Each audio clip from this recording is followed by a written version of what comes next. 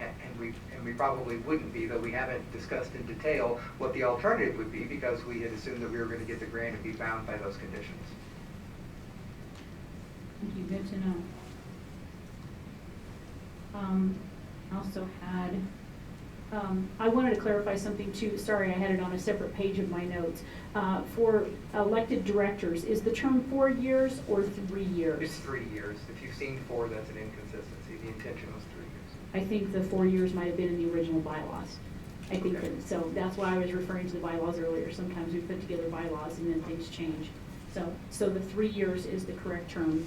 And thank you. Is there something in the document that explains the terms of a lease? I remember places where it talks about the lease requiring you to expand space every year, or that would be part of the lease. Is there somewhere in here where we actually see the terms of the lease in the application? Probably not, and that's because the execution of the lease is actually contingent upon the award of the charter.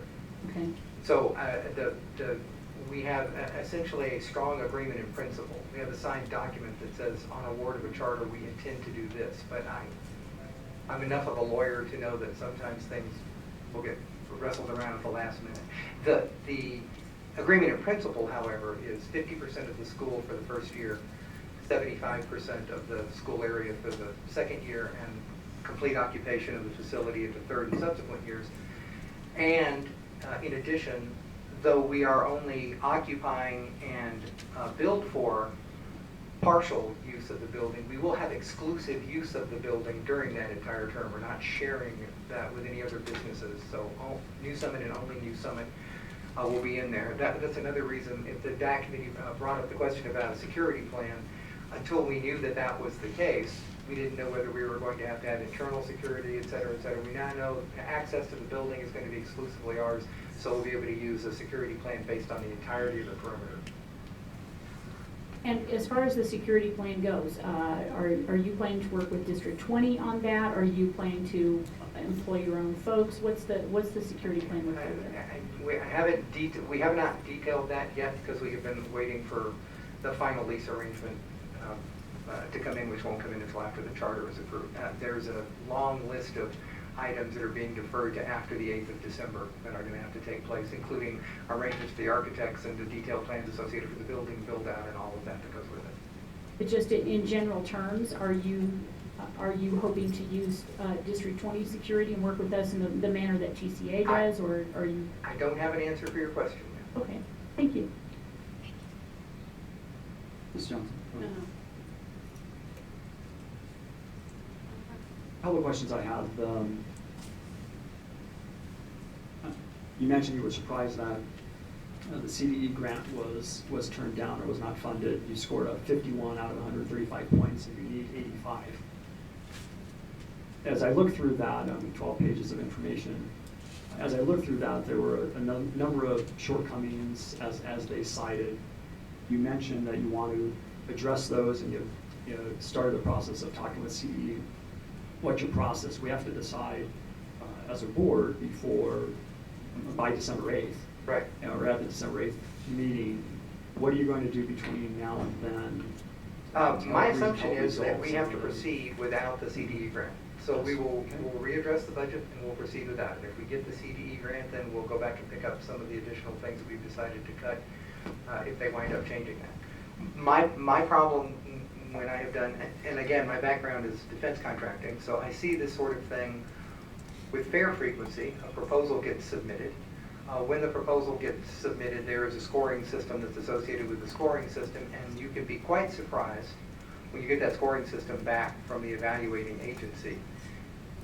Sometimes that scoring is miscommunication. Sometimes they didn't see something that you actually had in there that they should have scored. Sometimes they didn't understand the guidance that they received on how they were supposed to score the particular subsections. So they misinterpret that guidance and they scored it incorrectly. Having just found out about it yesterday, I have no idea what the case is here. And I know that the only way to find out is to, and we contacted them today and they invited us to come up to the state school district building, and they would walk through what they've done and show us what the criteria are. That's prudent and reasonable. Whether that would change the scores or whether we would reevaluate or whether they would appeal, I don't know. But I'm not going to assume that we will get that grant, and we don't want to fail to have a reasonable budget without it for opening the school. And some of these questions might be more for Aaron. Look at that little guy with that little jacket on, and it is absolutely adorable. The $215,000 in the grant, when I look through the budget, you have a year 0, 1, 2, so on and so forth, and you have $215,000 in each of 0, 1, and 2. There's obviously startup capital, and I think Mr. Borland talked about startup capital. In year 0 or prior to opening, you have the $215,000 essentially funding all of the startup. You're going to have deposits, or I'd assume that you're going to have a deposit on the facility. You're going to have somebody that's starting the project. Again, all of that is in your budget. Aaron, I think you said it's probably about $100,000 that you've cut out, which still leaves $115,000. Where's that funding going to come from for all of your startup? Don't have an answer yet. Okay. Great. On the cash flow, as we looked in years 1, 2, so on and so forth, probably more so for year 1, the cash flows, you're showing it as obviously based on per student, the dollars that we receive, about $7,025 per.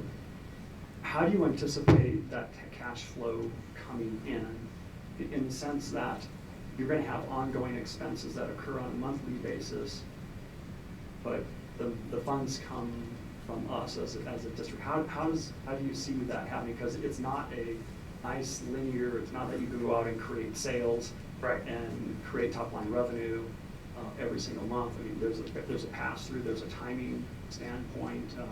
How's that going to work Right. from a cash Rick, flow do standpoint? you or Aaron want to address the timing on that issue?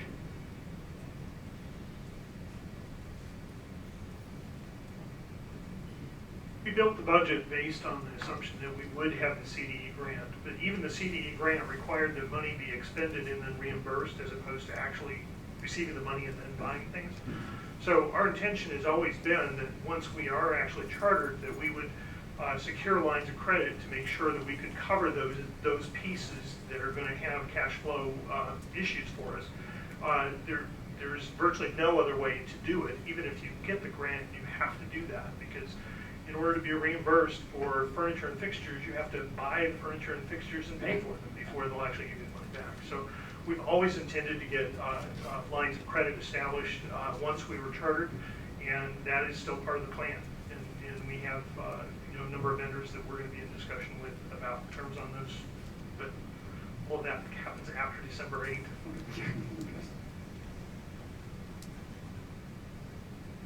Have you established a break-even number of students? There's a certain amount of fixed costs that you're going to have, and while you have 399, or let's just for rounding purposes, have 400 students, and then from that, a certain number of students will enroll.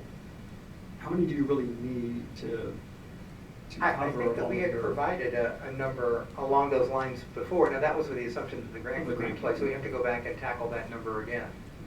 I do believe it's below 400, because it was in the low 300s prior to this.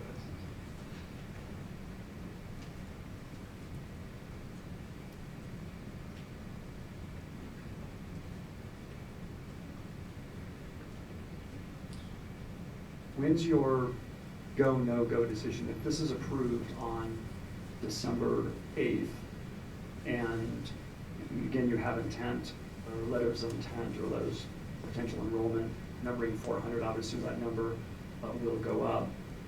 If the pull-through number, I'm calling it a pull-through number, if the pull-through number is 1 and 4, that means there's 100 students. If the pull-through number is 2 and 4, that means there's 200 students. When's your go, no-go, or if you decide, that's that military thing, when's a go, no-go decision on, look, we got 600 people that said that they were going to come, but only 300, or well, 300 probably makes your number work, but only 100 people said that they're actually going to enroll. So do you have a time frame? Well, practically speaking, we're trying to follow the district calendar for enrollment time. You'll have hard numbers on enrollment in the spring. So like any trend line, you can watch what you're seeing as you get closer and closer to the enrollment deadline. If those are really bad, then we'll know they're not going to be able to make it. If those are really good, then we'll probably wait until all the enrollments are in hand. Just to follow up on yours. So you have a projected enrollment of 17, 18, about 384. So is there a number less than 384 where you think you could still grow? There is, but I don't have it off the top of my head, and I don't want to misrepresent it. Rick said that we produced a minimum case number. And you know, you can get that back to us. I mean, you don't have to get it right now. I just. Is this the, Resupply that would be resupply a grant-free budget. That would probably be good. Yeah, I thank think you. that's the most appropriate way to do it, which I'm thinking needs to be by December 2 or December 8. If I we was could do thinking it- by tomorrow afternoon. Friday before. We do have holidays coming up. I think the original number that you're referring to was submitted in a question by the DAC, and the answer there was, we do not believe we'll have a problem enrolling the budget scenario of 334 students, but would reconsider our plans if we have fewer than 250. Does that sound? 250 is an absolute minimum, and that was assuming the grant. Yes, 250 K-6 students by March 1, 2017 was Right. the answer that was supplied to the DAC. So then that's the number that we'll have to. Well, we have to revise that in light of that, right? And certainly, you guys do your work and you get back. Ms. Johnson? Ms. Annenberg. So is it fair to sum? Can you hold that question Yes, until? yes, sure. Until we ask the DAC to come up? Yeah, Okay. I didn't know. Okay. Sure. What are the questions?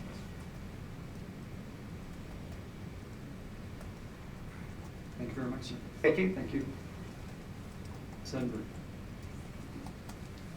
Questions for the doc? Yes. The doc. The dog. Now, is it fair to summarize the DAC's report that there were no areas that you found did not meet the requirements? Correct. All right. I didn't hear you say there was any area that did not meet the requirements. That's correct. And there were only two that partially met? Yes, we had two sections, partially meets budget and finance and evidence of support. All right. That is my question. Thank you. What are the questions for the DAC?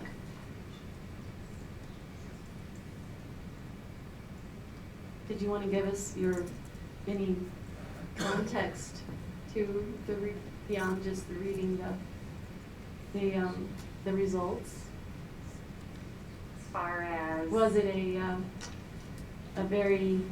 a good process? Did you receive, was it a cooperative exchange of information and? Yes. Yes. Yep, all questions were answered in a timely manner for us to be able to get the information before we all met. We had 3 meetings. We met on October 13th, and then we were all here for the last board meeting, and we met after that meeting, and then we met again on November 10th. And there were multiple sections that there were no comments whatsoever, so I assume that meant that there wasn't anything worth raising concern or compliment, either way. Correct. All right. Thank you very much. Ms. Anair? I wanted to say thank you to Mrs. Edinburgh and to the subcommittee, those folks who are here and those who were unable to join us this evening. I know that you all met more than once on this, and you really put a lot of thought and effort into it. So I want to say thank you, and we appreciate that as well. And we also appreciate the cooperation that was received. So I just wanted to say thank you very much for that. I wanted to ask a question about the budget and finance section, where we talked about partially meets. And a statement was made by the DAC in the comments. New Summit's budget is insufficient for a complete SPED program. The school states they will attempt to negotiate services with the BOCES in the event the District 20 cannot provide needed service or support. Tell us, can you please summarize for us what we mean when the DAC says that the budget is insufficient? What specifically was the DAC looking for, or what did you see in that led you to that conclusion? Yeah, and thank you for bringing that up. That's actually the 3rd section that we put a partially meets on, and it's for the same reason, the serving students with special needs. We were looking at the budget provided to us where it showed that They were the revenue of $12.50 per student for students with disabilities in their budget, and that's revenue, sped revenue from the state, and that was the only line item we saw called out for financial support for sped students. So when working and talking to the district about finance, we felt that there needed to be some more funding behind that. And from reviewing charter school applications in the past where they've asked for school districts to support for some of the special resources, and knowing that the school district has not been able to provide those additional resources outside of what is being provided currently to District 20 schools just because of the lack of resources in some of these fields. That's why we highlighted that as far as to the charter school needing to negotiate services with BOCES. And when you were having this conversation, did the district or did any source provide to you, was there a number saying this is an average of what it, I mean, that's the difficult thing about sped services and about trying to determine costs, because it's very individualized. It can vary wildly from one student to another, to say the least. So I think that's the challenge for both the DAC and for both the folks who are trying to come up with a charter application to determine, it depends really on which kids show up. But did they have an average cost or something that you were working off of? No, we did not get that. Okay. And I guess I would ask, sorry, I don't mean to bring the charter folks back up, but the same thing there, did you have a specific number that you were working off of, an average or something? And If you could come up to the mic. Let me bring this up, because on the finance side, I filled in that part of the budget. So we took an average of the 4 closest schools to our location, and we came up with 11.8%, which we rounded to 12.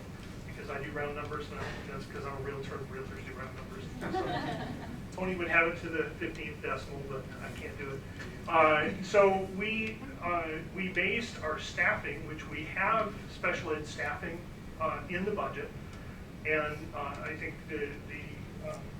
we had sent you an email that you should have gotten that was kind of in response to this question a little bit as to what our staffing was planned for this. We have some allowance in there for it. We have the revenue in there based on that 12%. That's $1,250 per is what we were given by the liaison to us to use for a planning number for whatever would be coming that way. Until they show up, we just don't know. I mean, one number was thrown out, 8%. We know we've got people that have special needs, but we're not asking those questions right now. We don't feel that's appropriate when we're asking for expressions of support to be asking hyper detailed questions about it. Oh, by the way, what are we going to have to do? We'll find that out when the enrollment time comes and kind of figure that out. And we're hoping that it's going to be within the allowances that we made for it. We have staff allowance and we have some revenue allowed for it. And that'll be it. okay, very good, thank you. Any other questions for the DAC? Ms. Bullock? Ms. Edinburgh, is this the same form that you used last year when we had a charter application? Yes. Because I seem to remember there were different parameters, because this looks more like a review of the application, the specifics of it. But I seem to remember last year you had some kind of rubric where you looked at different parameters under which we had to approve. For instance, did they fill some kind of different niche in the district or something? So is there another form that you're going to be giving us at some point? No, we can ask the committee to provide that information. Last year we did sort of a niche and a need and financial. And where did you get those from? Was Billy. that from the state? No, that's not from the state. That was just something that Tom Weston had us do for 4 quadrants, just to, with the past charter application not being as complete as this one, we kind of felt like we needed more sort of scrubbing and structure. And so on this one, because it was complete and we were able to complete the rubric, a little better, we would head and use the rubric. So I was right, so it's like, this looks very Yes. different from last year, okay. Any other questions for the doc?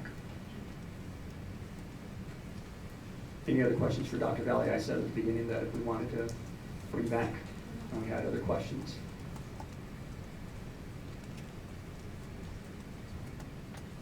Three votes.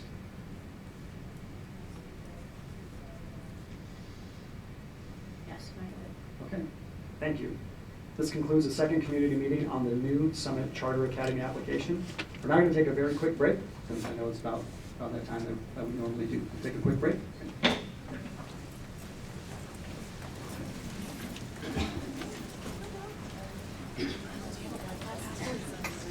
Pardon me? Do you have a Wi-Fi password? Yeah, we should get one because then we can click on the.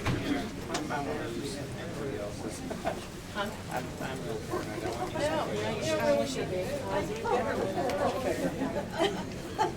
Yeah, because then you can't just isolate it to what you're looking at. It just opens up the.